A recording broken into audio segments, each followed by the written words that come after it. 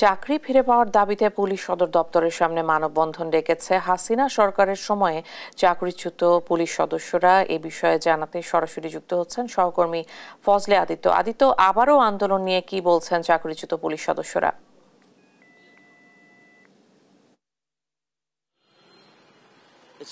যেমনটি বলছিলেন, গত সরকার আমলে অর্থাৎ বিগত 15 বছরে যে বিভিন্ন যেই পুলিশ সদস্যরা রয়েছে তারা কিন্তু বিভিন্ন কারণ দেখিয়ে তাদেরকে চাকরিচ্যুত করা হয় এবং তারই প্রেক্ষিতে কিন্তু তারা এখন কিন্তু মানববন্ধন করছেন। আপনাকে একটু আমি জানিয়ে দিতে চাই যে তারা কিন্তু বিভিন্ন সময়ে যে প্রশাসনিক ট্রাইব্যুনাল রয়েছেন তাদের চাকরি ফেরত পাওয়ার জন্য অথবা চাকরিতে পুনর্বহালের জন্য যে প্রশাসনিক ট্রাইব্যুনাল রায় রয়েছে সেই রায় কিন্তু তারা পেয়েছে, কিন্তু রায় পাওয়ার পরবর্তী সময়ও পুলিশ সদর দপ্তর থেকে কিন্তু কালক্ষেপণ করা হচ্ছে, এমনটি আমাদেরকে এখানে যারা শান্তিপূর্ণ অবস্থান কর্মসূচি পালন করছে তারা আমাদেরকে জানিয়েছেন। এবং আদালতের রায় প্রাপ্ত হওয়ার পর কিন্তু অন্যায়ভাবে তারা দাবি করছেন যে তাদেরকে অন্যায়ভাবে কিন্তু পুলিশের যে চাকরিতে বহাল করা সেটি কিন্তু এখনো করা হয় না এবং যার দরুন তারা কিন্তু এখানে দাঁড়িয়েছেন এবং তারা বলছেন যে তাদের যে আদালত থেকে রায় দেওয়া হয়েছে সেই রায়ের প্রেক্ষিতে যেন তাদেরকে চাকরিতে পুনর্বহাল করা হয়। আমরা একটু যুক্ত হওয়ার চেষ্টা করব একজনের সাথে, এখানকার যিনি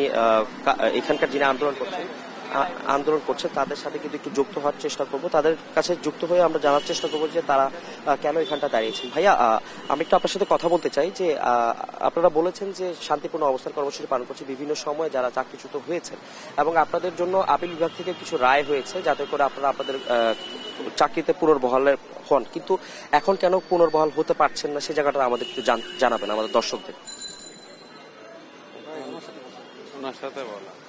আমরা প্রশাসনিক ট্রাইব্যুনাল থেকে রায় পেয়েছি, আপিল ট্রাইব্যুনাল থেকে রায় পেয়েছি।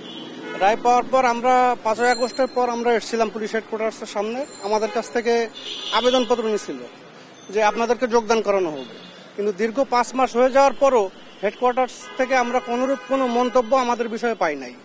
আমরা এখানে এসেছি, আমাদের একটা মন্তব্য অবশ্যই দিতে হবে। এই যে দর্শক যেমনটি বলছিলেন যে এখানে যারা আছেন তারা মূলত যে প্রশাসনিক ট্রাইব্যুনাল রয়েছে সেই ট্রাইব্যুনাল রায় পাওয়ার পরও তারা কেন চাকরিতে পুনর্বহাল হতে পারছেন না সেই দাবি নিয়ে মূলত তারা এখানে পুলিশ হেডকোয়ার্টারের ঠিক বিপরীত মেইন ফটকের বিপরীত পাশে কিন্তু তারা শান্তিপূর্ণ অবস্থান কর্মসূচি পালন করছেন। পরবর্তীতে আমরা আরো বিস্তারিত জানবো এবং এই বিষয়ে আরো আমাদের দর্শকদের বিস্তারিত জানাতে পারবো। এই ছিল আমার কাছে পুলিশ হেডকোয়ার্টার থেকে পুলিশ সদস্যদের আন্দোলনের সর্বশেষ তথ্য। ইশিকা। আদিত্য, অনেক ধন্যবাদ আপনাকে। পুলিশ সদর দপ্তরের সামনে আন্দোলনরত চাকরিচ্যুত পুলিশ সদস্যদের সর্বশেষ তথ্য জানছিলাম সহকর্মীর কাছে।